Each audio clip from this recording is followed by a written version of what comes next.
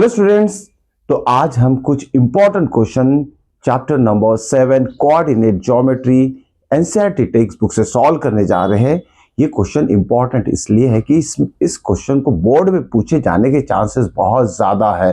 तो ऐसे क्वेश्चन को हमें बहुत अच्छी तरीके से सॉल्व करना है, प्रैक्टिस करना है और कंफर्म करना है कि ये क्वेश्चन हमें बहुत अच्छी तरीके से आते हैं। तो इसी में से हम एक्सरसाइज नंबर 7.2 के कुछ पर्टिकुलर क्वेश्चन सॉल्व करेंगे, जो कि फर्स्ट क्वेश्चन हम लेने जा रहे हैं क्वेश्चन नंबर 8 फ्रॉम एक्सरसाइज 7.2। अभी क्वेश्चन नंबर 8 जो है एक्सरसाइज 7.2 से, राइट। ये क्वेश्चन देखिए, इसमें दिया क्या है और हमें करना क्या है पहले समझ लेते हैं। ओके, हमें दिया क्या और करना क्या है। इफ, ये क्वेश्चन नंबर 8 की बात कर रहे हैं हम। If A and B are, देखिए ए और बी 2 पॉइंट्स, उसके कोऑर्डिनेट्स दिए -2 एंड 2, -4 रिस्पेक्टिवली।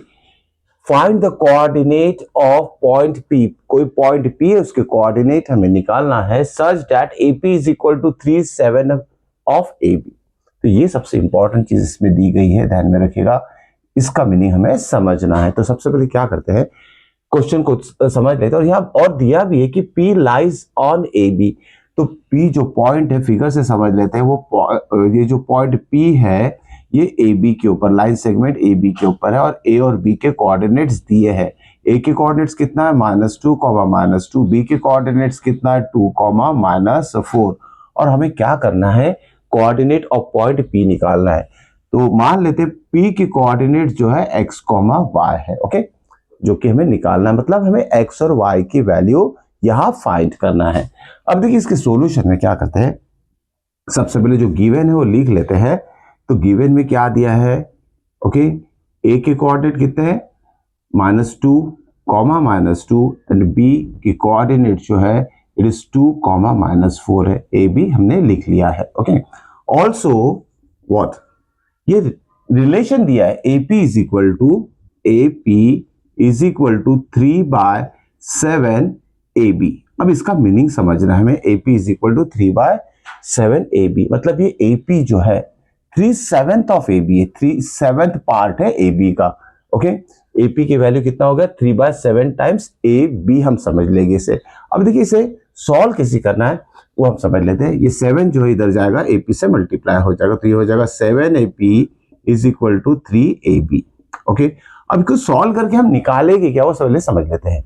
सॉल्व करके क्या निकालना है, हमें रेशियो निकालना पड़ेगा AP इज टू BP का। ओके, तब जाके हम XY की वैल्यू फाइंड आउट कर सकते हैं। तो ये रेशियो कैसे निकालेंगे AP और BP का, वो इसी का यूज करके निकालेंगे। ओके, AP तो ऑलरेडी हमारे पास है, या AB को क्या करेंगे देख लेते हैं। AP 7AP is equal to 3 times, अब ये जो AB है it is nothing but sum of AP and BP।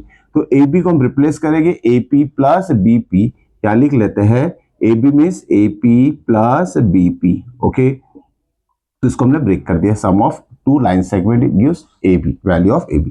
अब नेक्स्ट स्टेप में क्या करेंगे, 3 से दोनों को मल्टीप्लाई करते हैं, 3 times AP plus 3 times BP। Okay, तो यहाँ लेफ्ट हैंड साइड में 7AP है। अब हमें यहाँ दिखाई दे रहा है या AP टर्म लेफ्ट साइड में है या AP टर्म राइट साइड में है। ओके, तो ये लाइक टर्म कहलाएंगे, इसे हम साथ में ला लेंगे, मतलब ये 3AP जो है इधर शिफ्ट हो जाएगा, तो उसका साइन चेंज होकर माइनस हो जाएगा, -3AP is equal to 3 times BP। Okay, 7AP minus 3P क्या हो जाएगा, 4AP हो जाएगा, that is equal to 3BP। Okay, तो AP अपॉन BP लिख लेते हैं, BP नीचे आ जाएगा और ये 4 3 के नीचे चले जाएगा, तो 3/4।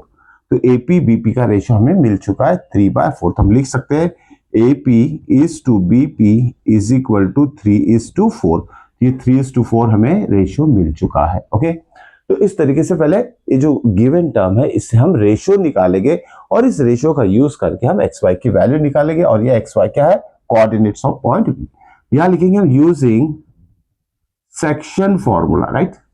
तो सेक्शन फॉर्मूला में याद है कि x इज इक्वल टू, पहले x के लिए यूज करते हैं, x इज इक्वल टू क्या होता है, जैसे ये वैल्यू हो जाएगी हमारी M1, ये हो जाएगी M2। ओके, और ये XY दिया है, तो क्या x की वैल्यू कैसी होती है, M1। अब देखिए ये X1 Y1 और ये X2 Y2 ले लेते हैं, ठीक है, X2 Y2। तो सेक्शन फॉर्मूला क्या कहता है, m1 x2 plus m2 x1 divided by m1 plus m2। Okay, कभी कभी कुछ मेथड में m1 m2 की जगह mn भी यूज किया जाता है, तो कंफ्यूज होने की जरूरत नहीं है। अब यह वैल्यू सब्स्टिट्यूट करते हैं और x के वैल्यू फाइंड आउट करेंगे। x is equal to what is m1 is 3 into x2 कितना है हमारा 2, तो उसे हम लिख लेते हैं। देन प्लस साइन m2 कितना है 4, ओके, इनटू x2 कितना है -2 इसलिए से ब्रैकेट यूज करेंगे हम यहाँ, divided by it is 3 plus 4। Okay, इसे सॉल्व करेंगे, 3 2 ये 6 हो जाएगा, माइनस इंटू प्लस माइनस हो जाएगा, 4 2 8 हो जाएगा अपॉन 7। Okay, 3 plus 4 is 7। इसका आंसर कितना आ रहा है हमारा, 6 माइनस 8 इज -2/7 आ चुका है x का। वैसे ही हम y के लिए भी है सेक्शन फॉर्मूला अप्लाई करेंगे, तो ये हो जाएगा m1y2 plus m2y1 divided by m1 plus m2। Okay, is equal to, अब यहां भी वैल्यू सब्स्टिट्यूट की जाएगी। m1 की तरह है 3, ओके, इनटू y2 की तरह है -4, y2 is -4। Okay, then m2 is what 4 into y1 की तरह है हमारा -2। ये वैल्यूज ठीक से सब्स्टिट्यूट कर देना हमें, डिवाइडेड बाय 3 प्लस 4।